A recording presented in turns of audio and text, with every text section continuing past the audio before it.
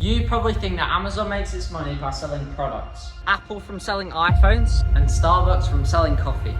Wrong. The real money is hidden in plain sight, and once you see it, you'll never look at these companies the same way again. Let's start with Amazon. Everyone thinks it's just the world's biggest online store. You buy stuff, Amazon ships it, and they profit. But here's the reality. Amazon's real money machine isn't retail, it's subscriptions. Over 200 million people worldwide pay for Prime every single year. That's more than half the population of the US, handing Amazon billions in recurring revenue before you even click add to cart. And here's where it gets clever. Prime members shop more often and spend far more than non-members. Why? Because once you've paid that yearly fee, you feel like you have to make the most of it. Free shipping suddenly makes Amazon your first stop for everything. But Prime isn't just about shipping, it's a bundle. You get streaming movies, music, cloud storage, and exclusive discounts. Amazon hooks you from every angle. So cancelling Prime feels like losing way more than just delivery perks. Now let's talk about Apple. Everyone knows the iPhone is a money printer, but here's Apple's real genius, the ecosystem trap. When you buy an iPhone, you're not just buying a phone. You're buying into a system designed to keep you in forever. Think about it. iMessage only works best with other iPhones. AirPods connect instantly. Your Apple Watch syncs seamlessly. Your photos, notes and files all live in iCloud. It's convenience on steroids. And once you've got 2 or 3 Apple devices, leaving feels impossible. Suddenly, switching to Android doesn't just mean getting a new phone, it means breaking an entire lifestyle. That's why Apple pushes services so hard.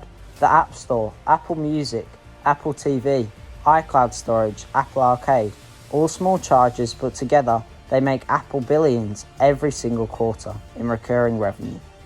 And the hardware itself? It's not just gadgets, it's status symbols. A green text bubble can literally change how people perceive you. That's brand power.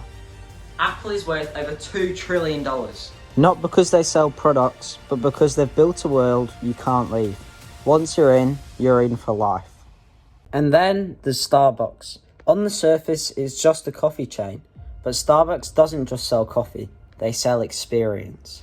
Step into a Starbucks and notice the vibe, the music, the lighting, the free Wi-Fi, the cozy chairs, your name scribbled on the cup. They've turned coffee into a lifestyle. People aren't just paying for caffeine, they're paying for comfort, community, and a small piece of status. It's why Starbucks is a go-to meeting spot, study space, or remote office. Now, here's the sneaky part, the name misspelling trick. Baristas accidentally write your name wrong on the cup. Feels like a harmless mistake, right?